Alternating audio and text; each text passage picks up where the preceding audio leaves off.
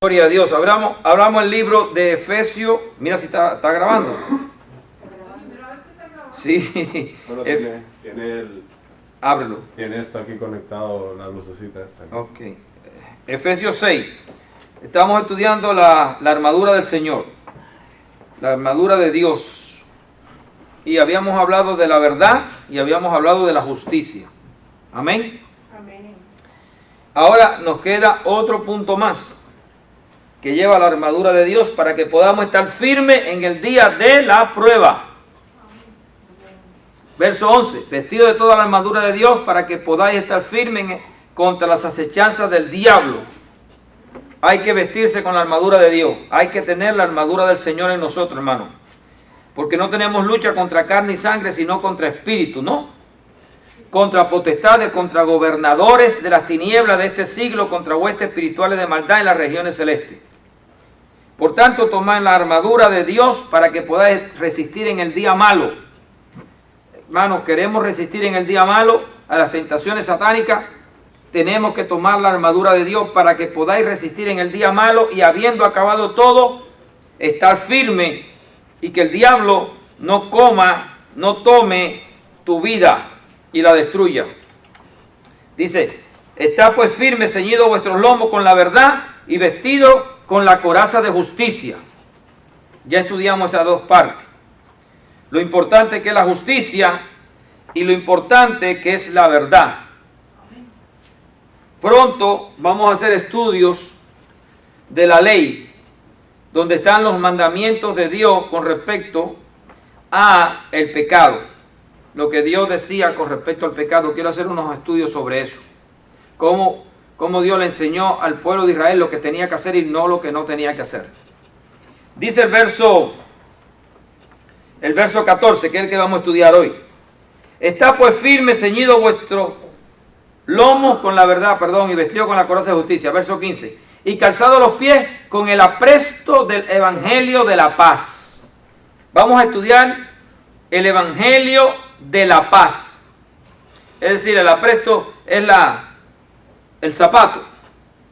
Debemos de ponernos los zapatos del evangelio de la paz. ¿Alguna vez han pensado ustedes qué significa paz? Paz. ¿Dónde viene la paz? ¿Cuándo es que viene la paz? ¿Qué hay que quitar para que venga la paz? Todo un pecado negativo. Ok. ¿Qué es lo que es contrario a la paz? La guerra. Hay que quitar la guerra. ¿Y qué es lo que hace que exista guerra? Para que haya guerra, ¿qué tiene que haber? Que no estén de acuerdo. Una oposición entre dos seres.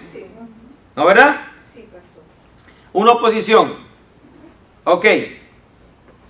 Hay dos tipos de paz que el hombre puede tener. Una es entre él y Dios. Y la otra es entre él y otro hombre. Es la manera en que el hombre puede encontrar paz. Entre él y Dios y entre él y otro hombre. Vamos a estudiar la primera, entre él y Dios. Vamos a ir a Lucas 2:8. Vamos a ver qué dice Lucas, capítulo 2, verso 8. Amén.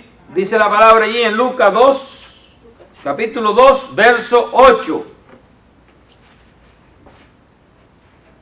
Capítulo 2 de Lucas, verso 8. Había pastores en la misma región que velaban y guardaban las vigilias de la noche sobre su rebaño. Estaban cuidando las ovejas. Y aquí se les presentó un ángel del Señor. Y la gloria del Señor los rodeó de resplandor. Y tuvieron gran temor. Pero el ángel les dijo, no temáis, porque he aquí os doy nueva de gran gozo, que será para todo el pueblo, que os ha nacido hoy en la ciudad de David un Salvador, que es Cristo el Señor. Esto os servirá de señal. Hallaréis al niño envuelto en pañales, acostado en un pesebre. Y repentinamente apareció con el ángel una multitud de las huestes celestiales que alababan a Dios y decían, Oigan lo que dice este mensaje. Gloria a Dios en las alturas. Y en la tierra, paz. Paz en la tierra. Buena voluntad para con los hombres, de parte de Dios. Por ahí hay gente que dice, y buena voluntad para los, paz y para los hombres de buena voluntad. No existe hombre de buena voluntad. Es buena voluntad de parte de Dios para los hombres. Pero dice que, aquí dice, paz para la tierra. ¿Por qué paz para la tierra? ¿Por qué venía paz para la tierra? En primer lugar, porque había una guerra. ¿Entre quién había una guerra? Había una guerra entre Dios y los hombres. El hombre y Dios eran enemigos. ¿Entendamos eso? Buena voluntad de parte de Dios para la tierra. Paz para la tierra. Tenemos que entender eso. Jesucristo vino a traer la paz, en otra manera, a traer que el conflicto entre Dios y los hombres dejara de existir. Él vino a traernos paz. Por eso ahora nos podemos allegar al Señor. Antes éramos enemigos, y lo vamos a leer. Éramos enemigos, no podíamos venir a Dios. Por eso cuando Moisés va al monte, que Dios le dice, vayan y adórenme en el monte, en el Sinaí. ¿Qué es lo que vio aquel pueblo? ¿Se acuerdan algunos de esa historia?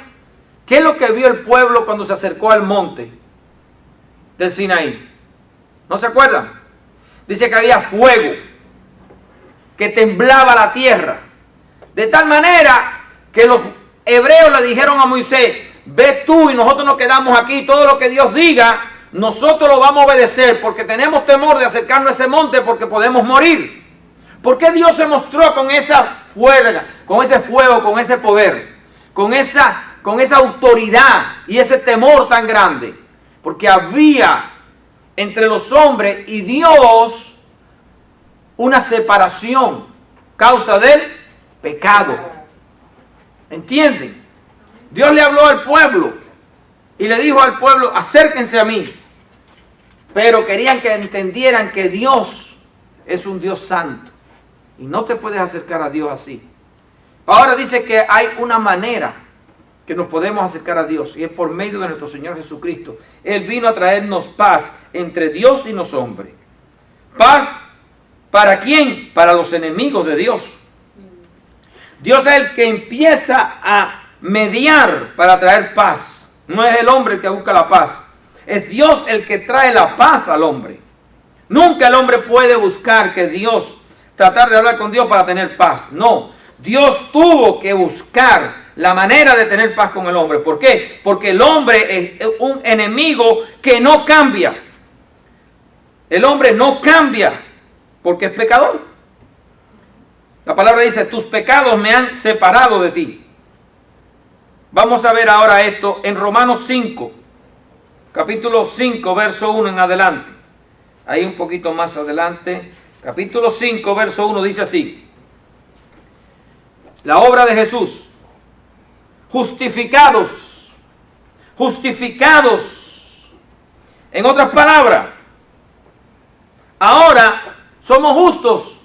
Ahora no han dado la paz. Antes éramos enemigos, ya no lo somos. Dice que tenemos que tener apresto del evangelio de la paz.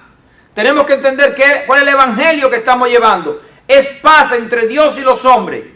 Tenemos que mostrarle al hombre que Dios quiere tener paz con él. Que Dios no quiere que el hombre sea su enemigo. Justificado, Él nos justificó para que tengamos paz. Justificado pues por la fe, tenemos paz para con Dios por medio de nuestro Señor Jesucristo. ¿Ven lo que dice ahí? Hemos sido justificados a través de Cristo para entrar en la paz con Dios. Él es nuestra justificación para presentarnos delante del Padre y decir, este no es culpable. Este Señor no es tu enemigo. Este ahora es tu amigo, Padre. Eso es lo que Jesús ha hecho por nosotros. Ese es el Evangelio. El Evangelio de la paz nos está dando esta oportunidad. Dice el verso 2. Por quien también tenemos con entrada por la fe a esta gracia. Esta gracia que se nos permite entrar a la presencia de Dios, en la cual estamos firmes. ¿Estás firmes en esa gracia de que puedes entrar al Padre? ¿Estás convencido de que el Padre no tiene ira contra ti? ¿Que puedes venir en paz porque Él te ha justificado delante del Padre? Y nos gloriamos en la esperanza de la gloria de Dios. ¿Cuál es la esperanza de la gloria de Dios? ¿Cuál es la esperanza? ¿Cuál usted cree que sea la esperanza de la gloria de Dios? Llevarnos al cielo. Llevarnos con Él al cielo, en su presencia. Él vino a buscar los hijos para llevarlo a la gloria del Padre. Hebreos 10:2. Él vino para llevarnos a esa gloria. Esa es la esperanza de Dios. Dios no tiene otra esperanza. Su esperanza es recogernos a nosotros. ¿Lo ven? Vamos a seguir. Y no solo esto, sino que también nos gloriamos en las tribulaciones. Es decir, no solamente nos gloriamos en esa bendición tan grande que tenemos, sino también en nuestras tribulaciones. Mientras estemos en esta tierra nos gloriamos sabiendo, tienes que saber que la tribulación produce paciencia. Y la paciencia, ¿qué produce? Prueba. Y la prueba, ¿qué produce? Esperanza. Porque vamos a pasar la prueba para alcanzar la esperanza.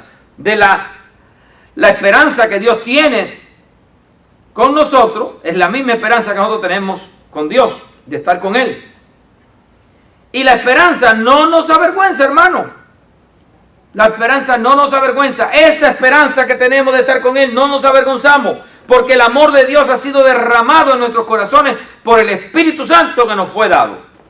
Dios nos ha derramado su amor para que nuestra esperanza sea firme y no nos avergoncemos. Dice más, porque Cristo, cuando aún éramos débiles, no cuando éramos perfectos, no cuando éramos santos, sino cuando éramos débiles. Esa debilidad está hablando de incapacidad para estar frente a Dios. Está hablando de pecado. Débiles, a su tiempo murió por los impíos. Impíos, eso éramos antes. A su tiempo, no en cualquier, a su tiempo, cuando Dios determinó, a su tiempo murió por los impíos. Ciertamente, apenas morirá alguno por un justo. Con todo, pudiera ser que alguno osara morir por el bueno. Mas Dios muestra su amor para con nosotros, en que siendo aún pecadores, Cristo murió por nosotros. Pues mucho más ahora, estando ya justificados en su sangre, en su sacrificio, por Él seremos salvos de la ira. Oigan lo que dice aquí ahora.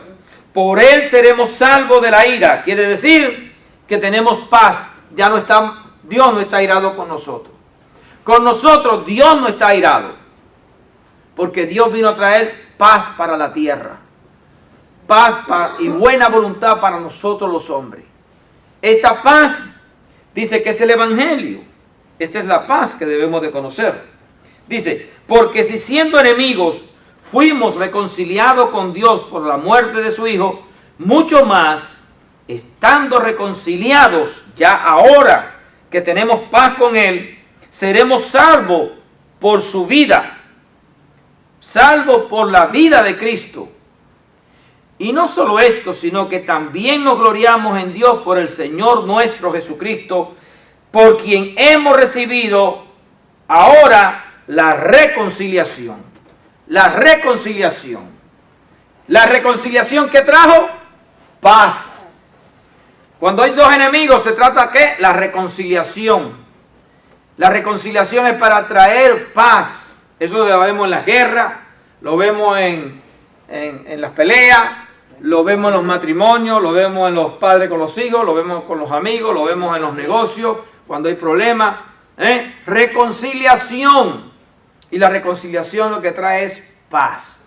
La primera paz que estamos viendo es la paz que Dios nos da a través del sacrificio de su Hijo.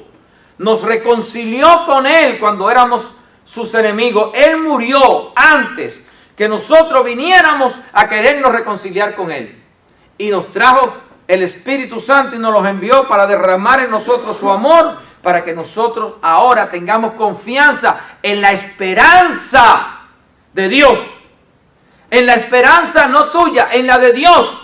Ahora tú has tomado la esperanza de Dios en ti y tú tienes la misma esperanza que Dios tiene. Amén. Que es llegar un día a su presencia. Gloria a Dios. El Evangelio de la paz. Cuando hablamos el Evangelio, lo que estamos haciendo es reconciliando al hombre con Dios. Porque Dios quiere reconciliarse con el hombre. Y estamos trayendo a dos enemigos a la reconciliación. Dios y el hombre son enemigos por el pecado. Pero por el amor de Cristo, Él los reconcilia.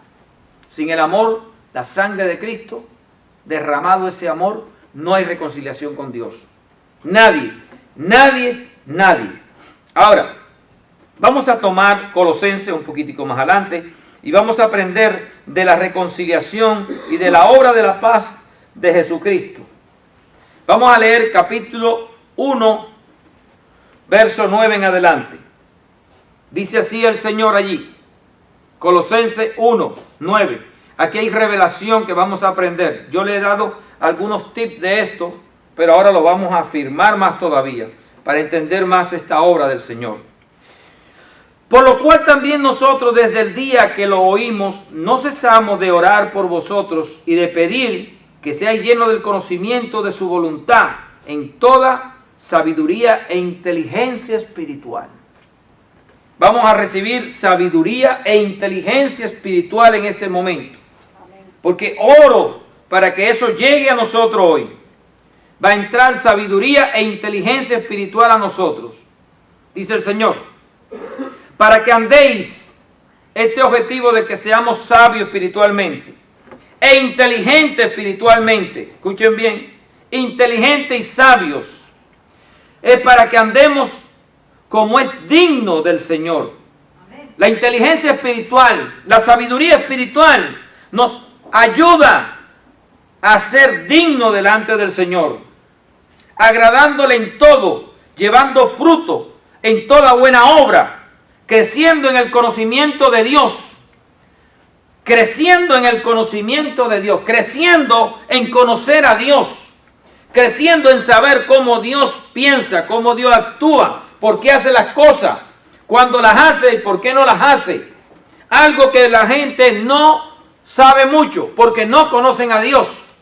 Es necesario conocer a Dios para entender esta obra que Dios está haciendo en esta tierra.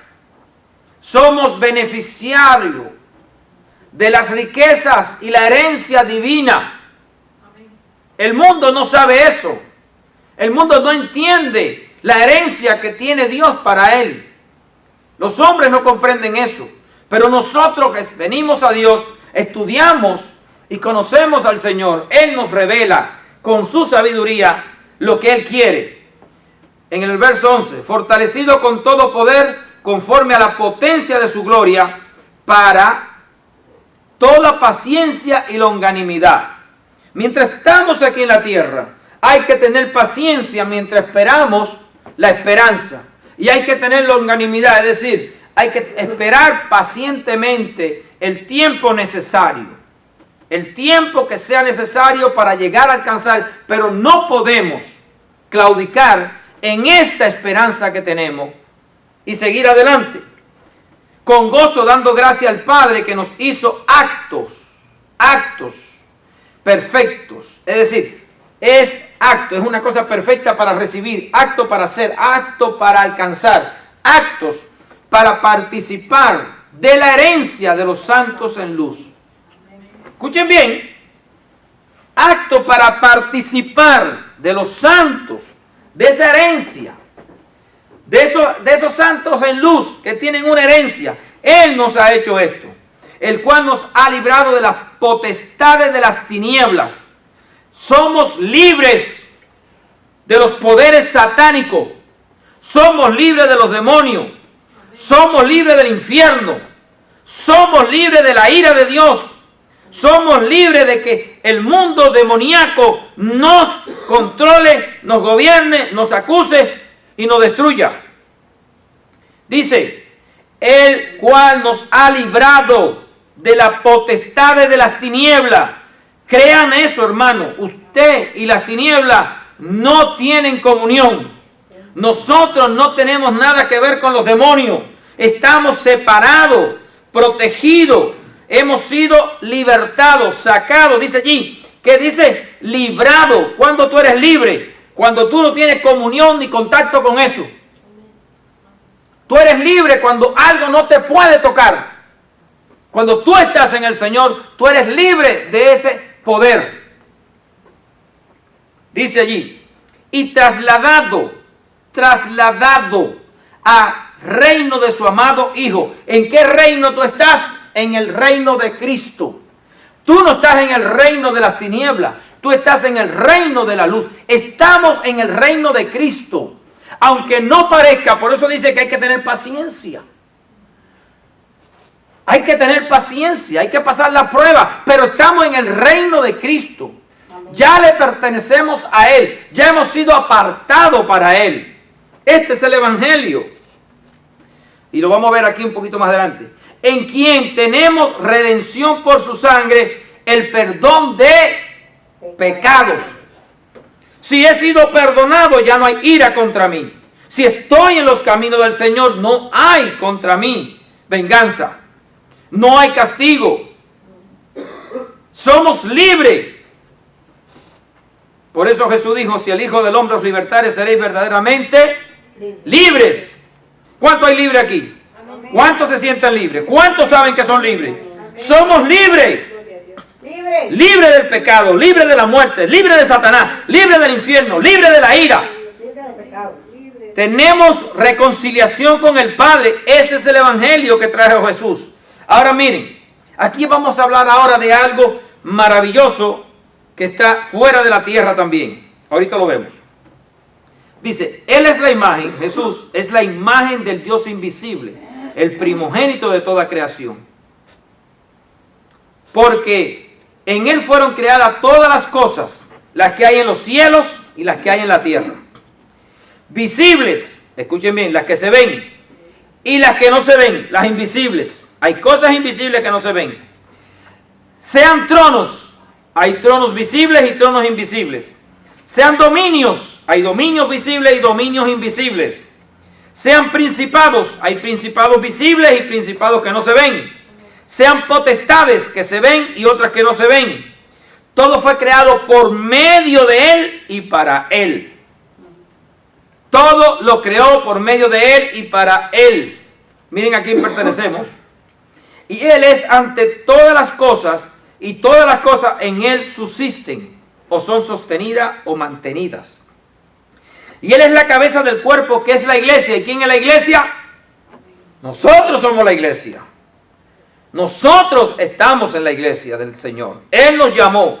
Y todo el que lo tiene a Él, Él pertenece a esa iglesia. Él es la cabeza del cuerpo, que es la iglesia, el que es el principio, el primogénito de entre los muertos, para que en Él, para que en todo tenga la preeminencia. Por cuanto agradó al Padre que en Él habitase toda plenitud. Estamos en el grande de los grandes. Oigan lo que dice aquí. Y por medio de Él, por medio de Cristo, vuelve aquí la